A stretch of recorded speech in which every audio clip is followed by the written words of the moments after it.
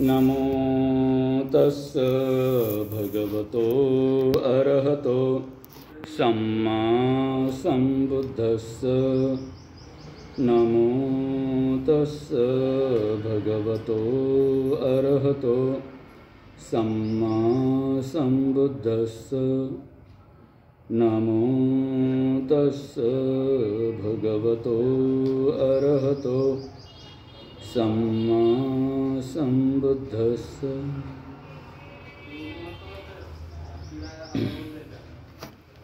महाकारुणिक तथागत भगवान सम्यक संबुद्ध त्यांचा धम्म आणि संघ या त्रिरत्नांना मी वंदन करतो। बोधिसत्व डॉक्टर बाबासाहेब आंबेडकर आणि आजपर्यंत जेवढे महापुरुष झाले या पृथ्वीतलावर त्या सर्व महापुरुषांच्या पावन स्मृतीस विनम्र अभिवादन। उपस्थित सर्व श्रद्धा संपन्न उपासक उपासिका, आज आपण इथे एकत्र झालो आहोत। आपण आमंत्रित केलं भिक्षूंना, भिक्षुणींना भोजनदान दिलं, खूप चांगली गोष्ट आहे, पुण्य अर्जित केलं। भोजनदानाचं विशेष महत्त्व आहे भोजनदानाचं।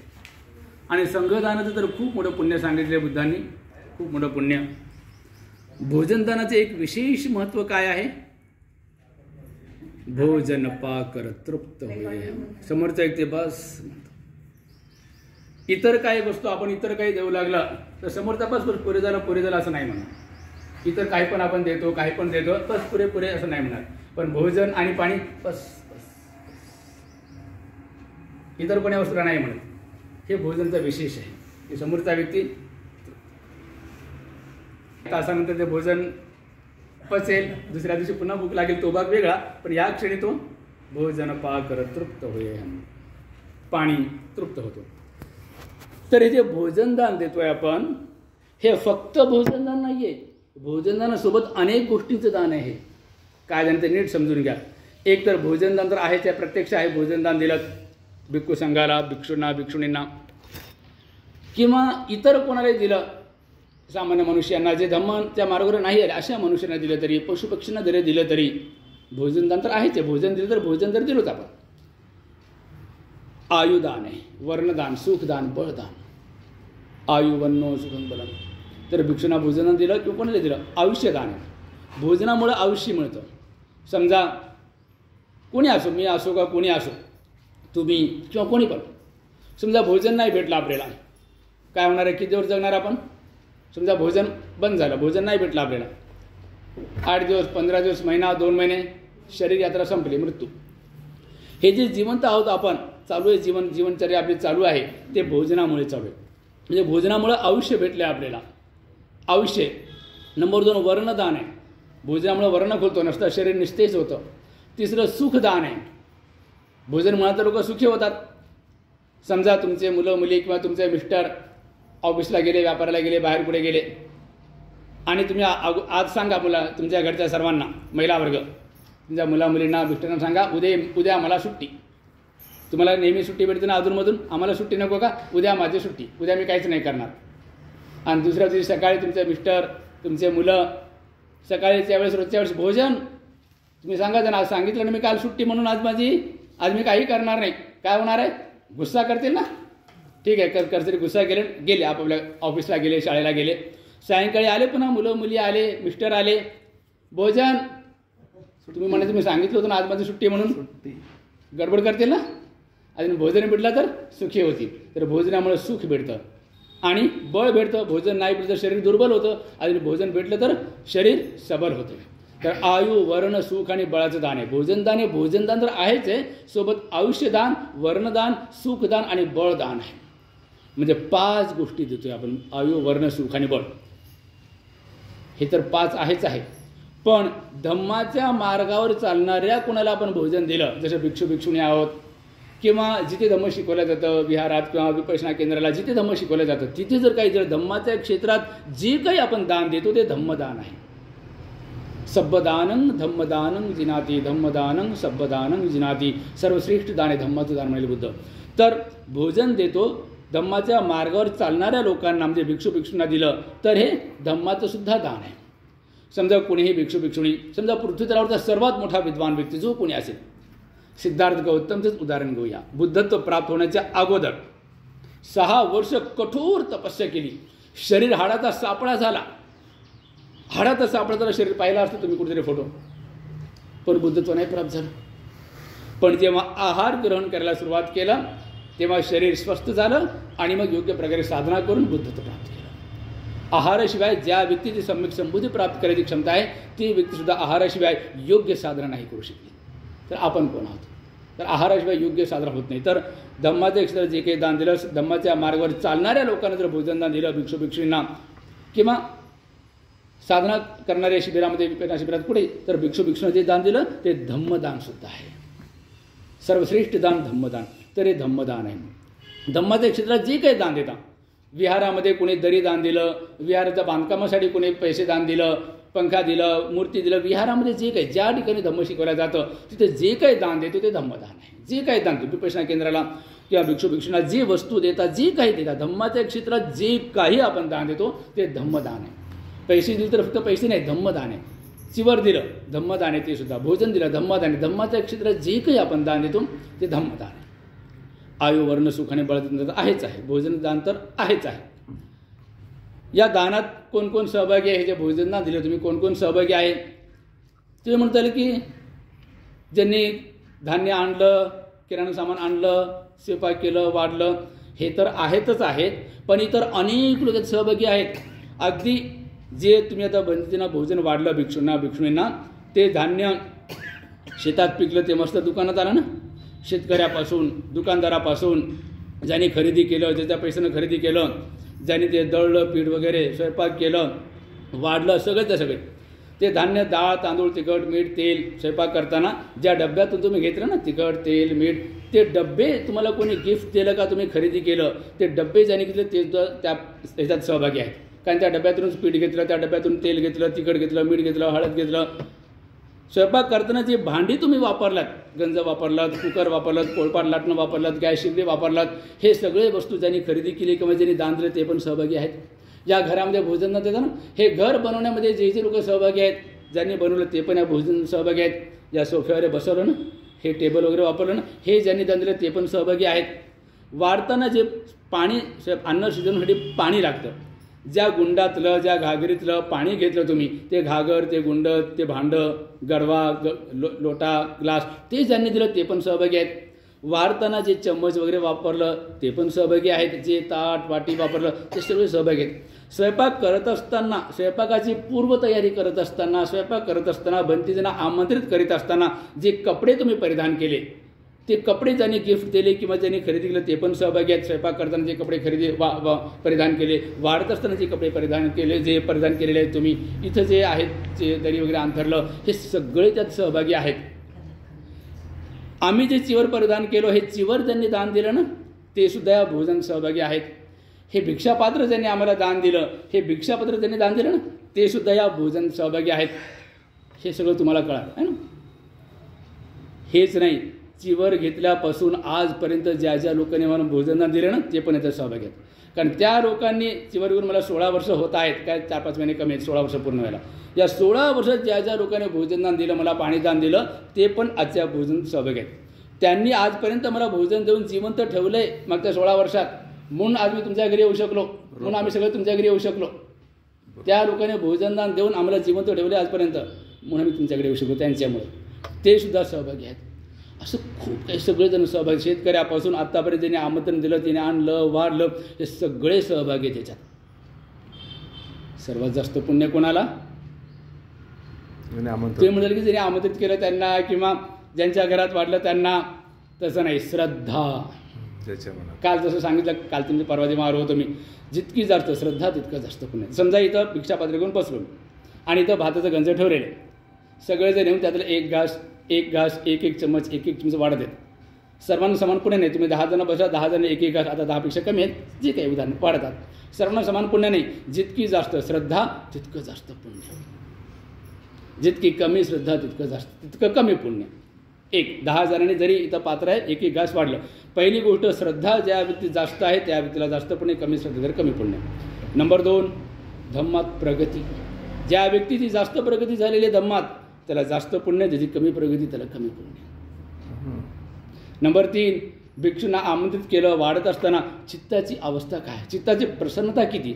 समजा एखादी आई, आता एवढ्या आई आहेत नाही तर पप्पासुद्धा, पण आईची जरा जास्त म्हणतात ना लोक. आई, तिचा मुलगा विदेशात शिकायला गेला, 5 वर्षापासून आला नाही, फक्त फोन चालू आहे, फोन आणि मेसेज चालू आहेत, आणि 5 वर्षापासून सुट्टी नाही भेटली. आज पहिल्यांदा त्याचा तो फोन आला की आई मम्मी पुढच्या आठवड्यात मी येत आहे. पहिल्यांदा सुट्टी भेटली 5 वर्षानंतर 15 दिवसाची. यायला जायला वेळ लागतं, 10 दिवसासाठी मी येत आहे. इकडे आईची काय अवस्था होती, माझं बाळ येते, माझं सोनू येते, माझं पिल्लू येते, माझं लेकरू येते. किती उत्साहित, किती प्रसन्न होते, किती आनंदित होते. तसं भंतीजी घरी येणार, भिक्खू संघ घरी येणार, भिक्खुनी संघ घरी येणार, म्हणून किती उत्साह आहे तुमच्या मनात, किती प्रसन्नता आहे, किती आनंद आहे. ही तिसरी गोष्ट. पहिलं श्रद्धा किती, धम्मात प्रगती किती, तिसरं चित्ताची प्रसन्नता किती, आणि चौथं भिक्षूंना भोजन देण्याचा तुमचा उद्देश काय आहे. उद्देश काय आहे, निर्वाण प्राप्ती हे उद्देश असला पाहिजे. जसं वार्ताला मी सांगितलं, निब्बाण असं सच्चीकरण आहे. ह्या दान पुण्य माझ्या निर्वाणाचं कारण बनव, माझ्या निर्वाणाचा आधार बनव, माझ्या निर्वाणाला बळ प्राप्त या दानामुळं. पण मला निर्वाण प्राप्त हे मुख्य उद्देश असला पाहिजे. पण सर्वांचं नसते, कोणाकोणाचं असते. या दान पुण्यकर्मानं मला निर्वाण लाभ हो. कुणी या दान पुण्यकर्मानं मला ब्रह्मलोकात जन्म भेटो, देवलोकात जन्म भेटो, किंवा मनुष्य लोकातच चांगल्या ठिकाणी जन्म भेटो पुढच्या जन्मी, किंवा आता या जन्मातच माझे नाव प्रसिद्धी. अनेक लोक विहारात दान देतात, नाव असतं ना, यांच्याकडून 50,000, यांच्याकडून 40,000, 10,000, 1,00,000 दान. नाव कशाला पाहिजे, मी दान देतो, लोकांना कळायला पाहिजे. आता दान नाही, व्यवसाय झाला ते. तर लोकांना दिखाव्यासाठी कोणी दान देतं, लोकांना दिखावण्यासाठी, नाव प्रसिद्धीसाठी, कोणी दिखाव्यासाठी. तर उद्देश काय, हे चौथं कारण. आणि 5वं, या 5 गोष्टी अवलंबून तुम्हाला पुण्य किती, सर्वात जास्त पुण्य कोणाला किती. हे 4 झाले. 5वं, ज्या भिक्षूंना तुम्ही भोजनदान देत आहात, संघ असेल तर अनुत्तर म्हणाले बुद्ध, तर अनुत्तरंग पैया लक्षात. आणि अनुत्तरचं उदाहरण उपमा सुद्धा देता येत नाही. संघाला दिलं, मग ते संघातले जास्त प्रगती केली तर ठीकच आहे, पण उदाहरण उपमा सुद्धा देता येत नाही. म्हणजे भिक्खू संघाला भोजनाचं उदाहरण उपमा सुद्धा देता येत नाही. तरीसुद्धा भिक्षूला भोजनाचं किती पुण्य, ज्या भिक्षूंना तुम्ही भोजनदान देत आहात त्यांची धम्मात किती प्रगती झाली. समजा एखादा गृहस्थ आहे, आता तुम्ही गृहस्थ आहात ना, एखादा गृहस्थ आजच श्रामणेर प्रवृत्तीचा घेतला, भिक्खू संघाकडून मुंडन केला, पांढरे कपडे काढून ठेवला आणि चिवर परिधान केला, आजच तो श्रामणेर झाला. धम्माचा अभ्यास नाही आहे त्याला, अजून काही अभ्यास त्याला काही नाही, पण परिशुद्ध शीलवान आहे, 100% शीलवान, आणि खरोखर ग्रहत्यागी. चिवर घेतल्यानंतर घरी माझी बायको, माझं पोरगं, काही संपर्क नाही, घरच्याशी म्हणजे काही आसक्ती नाही. माझा बायको, माझं पोरगं, माझी आई, माझा वडील, आसक्ती काही नाही घरी. तसं आई वडिलांची सेवा करू शकतो सांगितलं बुद्धांनी, पण आसक्ती अजिबात नाही. घराबद्दल, प्रॉपर्टीबद्दल काही आसक्ती नाही. पण 2च जरी सद्गुण त्यामध्ये असले, अनासक्त आहे आणि शील, परिशुद्ध शील, सगळ्या शीलात परिशुद्ध आणि अनासक्त, हे 2 जरी गुण असले तर किती पुण्य. अशा श्रामणेला जरी भोजन दिलं तरी सर्वसामान्य शेकडो गृहस्थांना दिलेल्या भोजनापेक्षाही जास्त पुण्य. आणि समजा तो आता उपसंपदा झाली, भिक्षू झाला आणि धम्माचा काही प्रमाणात अभ्यासही झाला, हजारो सामान्य गृहस्थांना दिलेल्या भोजनापेक्षा जास्त पुण्य. आणि तो समजा त्या भिक्षूची आता भरपूर प्रगती झालेली धम्मात, लाखो सामान्य गृहस्थांना, धम्माच्या मार्गावर न आलेल्या लाखो सामान्य गृहस्थांना दिलेल्या भोजनापेक्षा जास्त पुण्य. आणि धम्माचा प्रचंड अभ्यास झालेला आहे त्या भिक्षूचा, तर करोडो सामान्य गृहस्थांना दिलेल्या भोजनापेक्षा जास्त पुण्य. आणि समजा तो भिक्षू आता श्रोतापन्न, निर्वाणाचे 4 स्टेजेस, श्रोतापन्न, सगदागामी, अनागामी, अरहंत. श्रोतापन्न जरी झाला असेल कोणी भिक्षू तर किती पुण्य. त्या एका भिक्षूला 1 वर्ष भोजनदान, पृथ्वी तलावरच्या सर्व लोकांना, धम्म न शिकलेल्या पृथ्वी तलावरच्या सगळ्या लोकांना 100 वर्षापर्यंत तुम्ही भोजन, पाणी, कपडे, औषधी, ज्यांना निवास नाही त्यांना निवास, आयुष्यभर 100 वर्षापर्यंत देत राहिलं तर किती पुण्य. त्याहीपेक्षा जास्त पुण्य त्या एका श्रोतापन्न भिक्षूला 1 वर्ष भोजनदान. आज भारतात कोणी श्रोतापन्न आहे का नाही की मला नाही माहिती, मला तर शंकाच आहे, मला नाही माहिती. असं तर चांगली गोष्ट आहे, पण मला नाही माहिती. तर इतकं पुण्य श्रोतापन्नाला, इतकं प्रचंड पुण्य. आणि पृथ्वीतल्या सगळ्या लोकांना आयुष्यभर 100 वर्षापर्यंत किती पुण्य, त्याहीपेक्षा जास्त पुण्य. आणि श्रोतापन्न भिक्षूला भोजन देऊन किती पुण्य, त्याहीपेक्षा 100 पटीने जास्त पुण्य एका सगदागामी भिक्षूला 1 वर्ष भोजनदान. आणि सगदागामी भिक्षूला भोजन किती पुण्य, त्याच्याही 100 पटीने जास्त पुण्य एका अनागामी भिक्षूला 1 वर्ष भोजनदान. त्याच्याही 100 पटीने जास्त पुण्य एका अरहंताला 1 वर्ष भोजनदान. त्याच्याही 100 पटीने जास्त पुण्य एका पच्चैक बुद्धाला 1 वर्ष भोजनदान. त्याच्याही 100 पटीने जास्त पुण्य एका सम्यक संबुद्धाला 1 वर्ष भोजनदान. त्याच्यापेक्षाही कितीतरी जास्त पुण्य बुद्ध प्रमुख भिक्खू संघाला भोजनदान, आणि त्याच्यापेक्षाही 100 पटीने जास्त पुण्य बुद्ध प्रमुख भिक्खू संघाला विहाराचं दान. बुद्धच्याकडे विहारा बनवून भिक्खू संघाला दान करत होते. आजकाल विहारावर गृहस्थांचा अधिकार, आम्ही अध्यक्ष उपाध्यक्ष, भिक्षुना केमी हा काढून देतात. तर विहार बनवून भिक्खू संघाला दान, तर त्याहीपेक्षा 100 पटीने जास्त पुण्य बुद्ध प्रमुख भिक्खू संघाला विहाराचं दान. आणि त्याच्यापेक्षा 100 पटीनं जास्त पुण्य, 100 पेक्षाही जास्त पटीनं जास्त पुण्य बुद्ध धम्म संघाप्रती समर्पित होऊन 5 शिलांचं पालन करणं. इतकं पुण्य 5 शिलाचं लक्षात ठेवा. नुसतं शरणम गच्छामी 1000 वेळा म्हणून काही उपयोग नाही. खरोखर बुद्ध धम्म संघाप्रती समर्पित आणि 5 शील, त्याहीपेक्षा 100 पटीनं जास्त पुण्य. आणि त्याहीपेक्षा 100 पटीनं जास्त पुण्य थोडा वेळ जरी मंगल मैत्रीचा अभ्यास केला तर तुम्ही म्हणाल की हे सोपं आहे, सबका मंगल सबका मंगल गाणं म्हणून आम्ही, गाणं म्हणल्याने काय होत नाही. खरोखर मनात मैत्रीभाव आहे का नाही. एखादा व्यक्ती खरोखर मंगल मैत्रीमध्ये परिपक्व झाला की नाही कसं ओळखायचं. बुद्ध सांगतात मध्यमनिकाय ग्रंथात, समजा कोणी दुष्ट दुर्जन व्यक्ती तुम्हाला ठार मारण्यासाठी आला, तलवार घेऊन आला तेज धारवालं, आणि तुम्हाला सरळ ठार नाही मारला, इथून तुकडे इथून तुकडे तुकडे तुकडे असं तुकडे तुकडे करत तुम्हाला ठार मारतोय, आणि तुमचे शरीर तुकडे करत असताना, तुमचं शरीर कापत असताना, मारत असताना जर तुमच्या मनात त्याच्याबद्दल द्वेष उत्पन्न झाला, क्रोध उत्पन्न झाला, मंगल मैत्री कच्ची आहे तुमची. हे जर कोणी अन्याय केलं तर सहन करा असं अजिबात नाही. कोणी तुम्हाला त्रास देतोय, मारतोय, सहन करा असं अजिबात नाही. प्रतिकार करा, पण चित्तात क्रोध नाही जागला पाहिजे. बुद्धाला किती लोकांनी त्रास दिला, किती आरोप केले, ठार मारायचे प्रयत्न केले, क्रोध अजिबात नाही. महामोगरीला ठार मारताना किती मारलं, क्रोध अजिबात नाही, द्वेष अजिबात नाही. येशू ख्रिस्ताला सुळावर चढवलं, दोन्ही हातात पायात डोक्यात खिळे ठोकले, तडपून मरत आहे, शरीरातून रक्त वाहत आहे, पण क्रोध द्वेष अजिबात नाही. मैत्री करुणा प्रेम, क्रोधाचा द्वेषचा लवलेश नाही. तर अशी मंगल मैत्री थोडा वेळ जरी केलं तर त्याहीपेक्षा 100 पटीने जास्त पुण्य, आणि त्याच्यापेक्षा 100 पटीने जास्त पुण्य तिथं लिहिलेले अंगुत्तर निकाल. चुटकी बजाय इतने समय के लिए या पलक झपके इतने समय के लिए भी अगर अनित्य का बोध होता है तो. बोध म्हणजे अनुभव, अनित्य म्हणजे नित्य म्हणजे परमनंट, अनित्य म्हणजे नॉट परमनंट. शरीर प्रतिक्षण परिवर्तन होत चालले. 110 वर्षापूर्वी होतं तसं नाही तुमचं शरीर आता आहे तसं 10 वर्ष नाही राहणार. प्रतिक्षण शरीर परिवर्तन होत चालले, याचा बोध झाला पाहिजे आणि आसक्ती तुटली पाहिजे. शरीराबद्दल, नातेवाईकाबद्दल, प्रॉपर्टीबद्दल आसक्ती तुटली पाहिजे. तर एका क्षणासाठी जरी चुटकी बजाव इतने समय के लिए, पलक झपके इतने समय के लिए अगर अनित्य का बोध होता है तर त्याच्यापेक्षा 100 पटीने जास्त पुण्य. तर एवढं पुण्य आहे. तर आता तुम्हाला किती पुण्य कमवायचे तुम्ही ठरवा आणि त्यानुसार वागा. आणि पुन्हा भोजन दान रोज द्यायचं, एकही दिवस गॅप नाही पडला पाहिजे. अनाथपिंडक भारताबाहेर अनेक ठिकाणी त्याच्या व्यापाराचे केंद्र, सगळीकडे त्यांनी अन्नछत्र सुरू केले. अनलिमिटेड पब्लिक लोकांसाठी किती, पण त्याचं नाव सुदत्त आहे, पण अनाथ पिंडक म्हणजे भोजन देणारा, अनाथ लोकांना भोजन देणारा. जे गोरगरीब आहेत, उपाशी आहेत, त्यांना भोजन आहे, अनाथ आहेत, जे पुणे असतील त्यांच्यासाठी अन्नछत्र, किती लोक यांना जेवण करा, म्हणून त्याचं नाव अनाथ पिंडक, नावच अनाथ पिंडक ठरलं. अनाथ लोकांना पिंडक म्हणजे भोजन देणारा, नाव तिथं सुदत्त. पण भिक्खू संघाला रोज 2000 भिक्षूंना भोजनदान द्यायचा. माता विशाखा सुरुवातीला 500 भिक्षूंना रोज, नंतर ते पण 2000 भिक्षूंना रोज भोजनदान. तर जसं काल सांगितलं, परवा जेव्हा आलो होतो, नागपूरमध्ये जेवढे विहार आहेत 80% विहारात भिक्षुभिक्षूंना नो एंट्री, 20% विहारात भिक्षुभिक्षुणी राहू शकतात, पण भोजनाची सुविधा फक्त 5% विहारात आहे.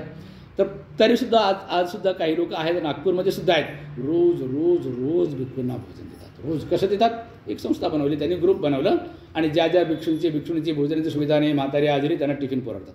एक ग्रुप आहे साधक साधिकांचा नागपूरमधला, तुम्हाला माहिती आहे का नाही माहीत नाही. तर त्या ग्रुपमध्ये ज्या भिक्षूंची भोजनाची सुविधा नाही आहे, आजारी आहेत, म्हातारे आहेत, त्या सर्वांना टिफिन मारायला सांगतात. त्यांच्या एरियातला रोज या बंदीला डब्बा दे, महिन्याचे पैसे आम्ही देतो. असं आजच चालू आहे नागपूरचं, अनेक वर्षापासून, कोरोनापासून सुरू झालेले आहे. तर रोजही द्यायचं. आता रोज कोणाला देणार, रोज देणं सर्वांना शक्य नाही. तुम्ही 7 दिवस देत आहे, खूप चांगली गोष्ट आहे. बुद्धाच्या काळी 7 दिवस अनेक जण आमंत्रित करत होते संघाला.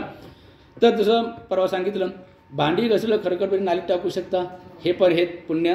ह्याच्यातले अन्नाचे कणक होऊन नालीतले जीव तू सुखी राहू, ते रोज करू शकता, ह्याला काही खर्च येत नाही. पक्षींना पाणी रोज करू शकता, असं जे करू शकतो ते रोज करायचं, रोज. तर खरकट पाणी नालीमध्ये टाकतो आपण, ह्याच्यातले अन्नाचे कणक होऊन नालीतले जीव जंतू सुखी राहू, त्याचं किती पुण्य आपल्याला, 7 पटीनं जास्त पुण्य. उद्देश नाहीतरी तुम्ही खरखरपणे फेकता, नालीचे जीवजंतू ते अन्नाचे कण खातात, पण तुम्हाला पुण्य नाही लाभलं. चित्ताची चेतना राहिली पाहिजे, हे खरकटपाणी मी नालीत टाकत आहे, ह्याच्यातले अन्नाचे कण खाऊन नालीतले जीवजंतू सुखी राहो, असं मनात चेतना, अशी भावना मनात असली पाहिजे. तर 7 पटीनं पुण्य. मनुष्याला उपयोगी ठरणारे जे पशुपक्षी आहेत त्यांना जर दिलं 50 ते 100 पटीनं पुण्य. झाडांना पाणी टाकलं, झाडांची सुरक्षा केलं तरी पण 50 ते 100 पटीनं पुण्य.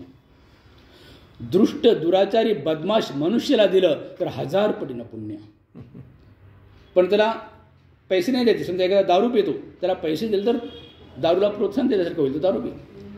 जुगार करतो, व्यभिचार करतो, त्याला पैसे दिलं तर तो व्यभिचार करेल. तर त्याला उपाशीय भोजन देऊ शकता. तो दुष्ट व्यक्ती, बदमाश व्यक्ती उपाशीय भोजन देऊ शकता, तहानलेला आहे पाणी देऊ शकता, आजारी आहे औषध देऊ शकता. 1000 पटीनं पुण्य. शीलवान व्यक्तीला दिलं तर 1,00,000 पटीनं पुण्य. आणि एखादा व्यक्ती 7 गुणांनी संपन्न आहे, त्याला जर दिलं तर करोडो पटीनं पुण्य. कोणते 7? ज्याला आपण देत आहोत तो शीलवान आहे, ध्यानवान आहे, मैत्रीवान आहे, ग्रहत्यागी आहे, अनासक्त आहे, जितेंद्रिय आहे आणि कामभोगापासून अलिप्त आहे. या 7 गुणांनी संपन्न व्यक्तीला दिलं करोडो पटीनं पुण्य. आणि निर्वाणिक अवस्था, निर्वाणची पहिलीच अवस्था श्रोतापन्न सांगितलं. आता पृथ्वी तलावरच्या सगळ्या लोकांना आयुष्यभर देऊन किती पुण्य, त्याहीपेक्षा जास्त पुण्य एका श्रोतापन्नपेक्षा 1 वर्ष भोजन द्या. तर एक करत राहायचं. पुण्य अर्जित करा, पुण्याचा संग्रह वाढा. आपल्यासोबत काहीच येणार नाही, गाडी बंगला येणार नाही, नातेवाईक येणार नाहीत. हे तुमचे नातेवाईक नव्हते काही वर्षांचे. तुमचे मुलं आजच्या 50 वर्षापूर्वी तुमचे होते का? तुमचे आई वडील आजच्या 50 वर्षापूर्वी तुमचे होते का? फक्त काही वर्षाचे कालावधी, नंतर आपलं वेगळं होणार. आपले कर्म आपल्यासोबत येणार. तरी पुण्याचा संग्रह वाढवा, पुण्याचा संग्रह वाढवा. एक आणखी, पृथ्वी तलावरचा सर्वात बदमाश व्यक्ती जो कोणी आहे, सर्वात मोठा गुंडा, सर्वात मोठा दुर्जन, दृष्ट, पृथ्वी तलावरचा सर्वात मोठा जो कोणी असेल, सगळ्या प्रकारचे दुष्कर्म सर्वात जास्त करणारा, तो सुद्धा समजा धम्म श्रवण केलं आणि समजा तिचे कान उघडले, अरे बापरे, धम्म तर असा आहे. वाईट कर्म करणारे दुर्गतीला, नरकात, पशुकात, प्रेतरुकात जातात आणि लाखो करोडो अरबो खरबो जन्म पुन्हा मनुष्याने भेटणार नाही. कधी कधी कल्पाचा कल्प मनुष्याने भेटणार नाही. वाईट कर्म करण्याची ही अवस्था. मी तर आजपर्यंत वाईट कर्म करत आलो. जर तो बुद्धवाणी ऐकला आणि त्याला ते खरं वाटलं, श्रद्धा असेल आणि मला त्यातून बाहेर निघायचं, त्याची सुद्धा सद्गती होऊ शकते. धम्मपदामध्ये एका ठिकाणी आहे, एक व्यक्ती आयुष्यभर कोणतेही सत्कर्म नाही केलं, मृत्यूची वेळ आली, घराबाहेर समोर अंगणामध्ये पलंग अंतरलं, तिथे त्याला झोपवलं आणि तिथे बुद्ध आले. प्राण सोडत आहे, बुद्धावर नजर पडली आणि मनात बुद्धाबद्दल ऐकलं खूप होता, खूप श्रद्धा उत्पन्न झाली. खूप श्रद्धेनं आदरानं बुद्धाला फक्त उठता तर येत नाही, बिस्तर पर लेटे खूप श्रद्धेनं वंदन केला आणि प्राण सोडला. लोकांनी विचारलं बुद्धाला ह्याची काय गती झाली? बुद्ध म्हणाले, हा देवरुकात नंतर आयुष्यभर कोणतेही सत्कर्म नाही केलं. इस जीवन का अंतिम क्षण, अगले जीवन का प्रथम क्षण लक्षात ठेवा. येत्या काही वर्षात आपला मृत्यू होणार आहे. मृत्यूच्या क्षणी चित्ताची जशी अवस्था असेल तसाच पुढचा जन्म होणार आहे. आणि मृत्यूचं येणे कोणत्या विचाराने तुम्हाला सर्वांच्या मनात ते पण ठरलेलं आहे. कोणते येणार?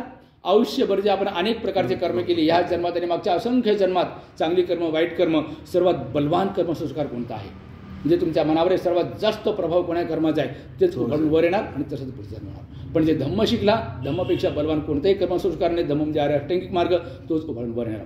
तर तो दुष्ट दुर्जन व्यक्तीसुद्धा आजपर्यंत खूप दुष्कर्म केलं ना, सर्वात जास्त पृथ्वी तलावर जेवढे करोडो लोक आहेत ना, अरबो खरबो, सर्वात जास्त दुष्कर्म केलेला जो कोणी व्यक्ती असेल, आज त्यांनी संकल्प केला की आजपासून मी अजिबात कोणतं दुष्कर्म करणारी, आजपासून अजिबात कुठल्या प्राण्याची हत्या करणारी, पाण्याची पता वेरमणी, चारित्य 3 आणि वारित्य 3 6 प्रकारे पालन करणार. अदिनदाना वेरमणी, आजपासून कुठली वस्तू, जी वस्तू माझी नाही ती घेणार नाही.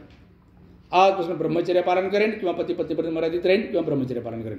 आजपासून खोटं बोलणार नाही, आजपासून नशा करणार नाही. दृढ संकल्प केला 5 शिलाचा, आजपासून मी कुठल्याही शील भंग करणारी, एकदम सम्यक आजीविका आणि सदाचारी जीवन जगेल. जो शिलात प्रतिष्ठित झाला आणि या क्षणी पुढच्या क्षणी त्याला मृत्यू येऊ का केव्हा पण हो, जोपर्यंत तो जेव्हा शिलात प्रतिष्ठित आहे तोपर्यंत त्याचा मृत्यू केव्हाही हो, सद्गतीच त्याचे होणार. हा, जे वाईट कर्म केली त्याच्या फळं भोगावे लागतील, पण त्या मनुष्य लोकातच, नरकात पशुलोकात नाही, मग इथंच. पुन्हा जर तो संकल्प ढिला झाला आणि पुन्हा दुष्कर्म करायला सुरुवात केला तर पुन्हा दुर्गतीला जाऊ शकतो तो, पण जोपर्यंत शिलात प्रतिष्ठित आहे दुर्गतीला आहे त्याची. तर हे पण लक्षात ठेवा. तर शिलाचं महत्त्व खूप आहे. आपल्या आत्ता शील हे शिडी आहे, जसं पूल आहे, इकडून तिकडे म्हणजे पूल आहे. तर जर पूर्ण पाहिजे शील समाधी प्रज्ञा सगळंच पाहिजे, पण शील हे पाया आहे. शील धर्म की नीव है, ध्यान धर्म की भीत, प्रज्ञा तो छत धर्म की मंगल भवन पुनीत. धम्माचा अभ्यास करत आपलं कल्याण करा. तुम्हाला सांगितलं थांबायचं का आणखी ऐकायचं तुम्हाला? हां सांगू थांबायचं? सांगा. ठीक. तर ठीक आहे, आपण आणखी पुढे तुम्ही सांगा म्हणताल, कारण कोणाकडे वेळ असते नसते म्हणून विचारलं. चांगली गोष्ट. तर बुद्धाच्या काळात मिथ्या आजीविका. बुद्ध सांगत होते दारूचा व्यापार करायचा नाही, मादक पदार्थांचा, मांसाचा व्यापार करायचा नाही, शस्त्राचा व्यापार करायचा नाही, विषाचा व्यापार करायचा नाही, प्राण्यांचा व्यापार करायचा नाही, हे करायचं नाही सांगत होते. तर काही लोकांनी बुद्धाला म्हणाले आमचा तर हाच व्यापार आहे, मांसाचा, दारूचा वगैरे वगैरे, आम्ही तर व्यापार बदलू शकत नाही. बुद्ध म्हणते हे व्यापार बदला, दुसरं कोणता व्यापार सुरू करा. नाही, काही लोक बुद्धाचं ऐकले आणि तो व्यापार सोडून दिला आणि सम्यक आजीविका सुरू केला. पण काही लोक म्हणाले की आम्हाला तर हे सोडू शकत नाही, आमचं पिढी दर पिढी आमचे वडील आमचे आजोबा हेच करत होते. बुद्ध तर करुणेचा सागर आहे, महाकरुणा. दुष्कर्म हा जर हा व्यवसाय केला तर ते दुर्गती होणार, तर कसं वाचवायचं? बुद्ध त्याला म्हणत होते बरं ठीक आहे, तू हा व्यापार सोडू शकत नाहीस, महिन्यातून आठवड्यातून एक दिवस हे दुकान बंद ठेव, आठवड्यातून एक दिवस तरी. काही लोक ऐकत होते, काही लोक म्हणले नाही, आठवड्यातून एक दिवस बंद का ठेवणार, आमचं उत्पन्न बुडते ना, दुकान बंद तर आमचं उत्पन्न बुडते. बुद्ध म्हणाले बरं ठीक आहे, 15 दिवसातून एक दिवस दुकान बंद ठेव. कुणी ऐकत होते, कुणी नाही ऐकत. दुकान बंद ठेवलं आमचं उत्पन्न बुडते ना. बरं ठीक आहे, महिन्यातून एक दिवस दुकान बंद ठेव. काही जण ऐकत होते, ठीक आहे महिन्यातून एक दिवस. काही लोक नाही, महिन्यातून एकदा पण दुकान बंद नाही ठेवणार, रोज दारू पिणार, रोज मांस विकणार, रोज मटण खाणार वगैरे वगैरे, महिन्यातून एकही दिवस दुकान बंद नाही ठेवणार. तर बुद्ध म्हणाले बरं बाबा ठीक आहे, एक दिवस म्हणजे 24 तास. बरं ठीक आहे, अर्धा म्हणजे 12 तास. महिन्यातून फक्त एक रात्र तरी काटेकोर शिराचं पालन कर. तू व्यापार जर महिन्याचे 30 दिवस करतो म्हणायचं ना, कमीत कमी एक रात्र तरी. नाही मी दारूशिवाय राहू शकत, मला रोज दारू पाहिजे पिण्यासाठी, रोज रात्री दारू पितो मी, रोजची करमणूक पाहिजे मला, मी नाही राहू शकत. तर काय करा? बुद्ध म्हणाले बरं बाबा ठीक आहे, फक्त महिन्यातला 1 तास. त्यावेळेस तास हा शब्द होता का नाही माहीत नाही, जसं आज घड्याळ आहे, बुद्धाच्याकडे घड्याळ नव्हतं. 1 तास 2 तास म्हणतो ना आपण, 1 घंटा 2 घंटा, तेव्हा तास घंटा हा शब्द होता की नाही माहिती. जे कोणता शब्द असेल थोड्याशा कालावधीसाठी जे शब्द वापरत होते त्या काळात, कमीत कमी आजच्या भाषेमध्ये 1 तास, कमीत कमी 1 तास तरी. म्हणजे लोक ठीक आहे, 1 तासाला काय चाललं, ठीक आहे 1 तास मान्य, बा ठीक आहे. पौर्णिमेच्या दिवशी 1 तास विहारात यायचं आणि 1 तास धडसंकल्प, 5 शील काटेकोरपणे, हत्या करणारे, चोरी करणारे, ब्रह्मचर्य पालन, खोटं बोलणारे, नशा करणारे, परिणाम जे व्हायचे ते काही पण हो, किती पण परिस्थिती हो, हत्या नाही करणार. साप असो, विंचू असो, मच्छर असो, काही पण असो, हत्या करणार नाही, चिकन मटण खाणार नाही, व्यभिचाराने ब्रह्मचर्य पालन करेन, खोटं बोलणारे, नशा करणारी, प्राण गेले तरी चालेल, परिणाम काय व्हायचे तुला, 1 तास धडसंकल्प, धम्मश्रवण करेन. विहारात जाणार, विहारात जाणार म्हणजे फक्त विहारात गेल्यानं काही होत नाही. आता नागपूरमध्ये 500च्या वर बुद्ध विहार आहेत आणि संपूर्ण महाराष्ट्रात अनेक आहेत. महाराष्ट्रातल्या, नागपुरातल्या, संपूर्ण महाराष्ट्रातल्या कोणत्याही बुद्ध विहारात तुम्ही लोक जाऊन विचारा. जे लोक 30, 40, 50 वर्षापासून विहारात चालले, वेरमणी म्हणजे काय, शिखापदन म्हणजे काय, समाधी म्हणजे काय, विचारा. बरं 2-4 5% लोकांना माहिती आहे, काही ठिकाणी 10% लोकांना नाही माहिती. 30, 40, 50 वर्ष विहारात चालले पण नाही माहिती. तर विहारात धम्म शिकण्यासाठी जायचं असतं. धम्मशाळा, धम्मविद्यालय, धम्म प्रशिक्षण केंद्र असलं पाहिजे विहार म्हणजे. तर बुद्ध म्हणाले 1 तास धम्म श्रवण करायचं, धम्माचं पारण करायचं, आचरण करायचं 1 तास. प्रकाश येऊ लागला ना, पहिले तर पूर्ण अंधार, समजा अंधार कोठडी आहे, पूर्ण अंधार कोठडी, थोडंसं प्रकाश आला तर काय होणार आहे, अंधकार तेवढ्या प्रमाणात कमी झाला. प्रकाश जसजसा वाढेल, अंधकार कमी कमी कमी कमी कमी व्हायला लागेल. तो धम्माच्या अमर आला. बरं 1 तास काय ना, 1 तास करत करत करत करत मग धम्म समजू लागला, ऐकू लागला, श्रद्धा उत्पन्न होऊ लागली. श्रद्धा उत्पन्न झालं तर कोणी धम्माच्या मार्गावर येतो, नाहीतर नाही येऊ शकत. समजा श्रद्धा उत्पन्न झालं तर धम्माच्या मार्गावर, नाहीतर नाही. श्रद्धा उत्पन्न झाली, धम्मश्रवण करू लागला, धम्मपालन करू लागला, आमचं असं करत करत आले धम्माच्या मार्गावर, असे करत करत धम्माच्या मार्गावर. तर एवढं बोलून तुम्हा सर्वांमध्ये मंगलकामना करत मी तेच थांबतो. हे जे धम्मश्रवण केलं यामुळे तुमच्या मनात एक खूप मोठ्या प्रमाणात श्रद्धा उत्पन्न हो. जी श्रद्धा आहे ती तुम्हा सर्वांची खूप मोठ्या प्रमाणात वृद्धिंगत हो आणि गंभीरपणे धम्माचा अभ्यास करून तुम्हा सर्वांना निर्वाण लाभो. हे सगळं करत असताना आपण जसं कालच्या परवाच्या प्रवृत्तीनं सांगितलं मी, आपले कर्म हेच प्रमुख आहे. शरीराच्या कर्माला नाही, वाणीचे कर्म नाही, मनामध्ये जसे विचार येतात, चित्ताच्या कर्माचं जास्त प्रमुख आहेत. मला उदाहरण देऊन सांगितलं होतं, चित्ताच्या कर्माचं जास्त प्रमुख आहे. तरी लक्षात ठेवा, धम्मपदाची पहिलीच गाथा, चक्खुपाल नावाचा अरहंत भिक्षू अरहंत झाला, दोन्ही डोळ्यांना आंधळा आहे. धम्मपदातले 227 गाथा घेतल्या बाबासाहेबांनी बुद्धाने त्यांचं मगर देण्यासाठी. तर तो आंधळा झाला. कारण काय? बुद्धाला विचारलं. बुद्ध म्हणतात त्यांनी अनेक कल्पांचा अभ्यास आहे त्याचा धम्माचा, म्हणून तो अरहंत झाला.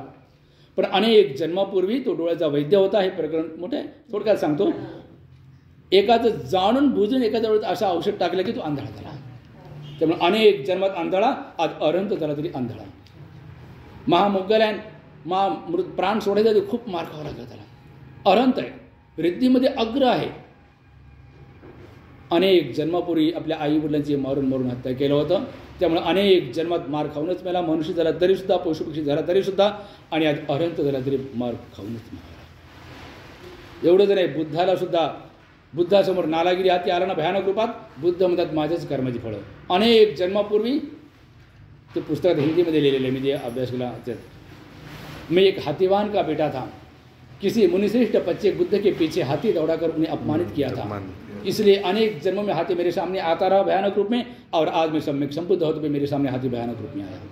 हिंदी पुस्तकातला वाक्यच असेल तसं तुम्हाला म्हणून दाखवा. बुद्धावर व्यभिचाराची आरोप लागली. बुद्ध म्हणतात माझेच कर्माची फळं. अनेक जन्मापूर्वी मी कोणावर व्यभिचाराची आरोप केली होती, अनेक जन्मापूर्वी. त्यामुळे अनेक जन्म माझे आरोप लागले, आज मी सम्यक संबुद्ध झालो. तरी असे अनेक घटना बुद्धाच्या काळातले अनेक घटना तरी लक्षात ठेवा.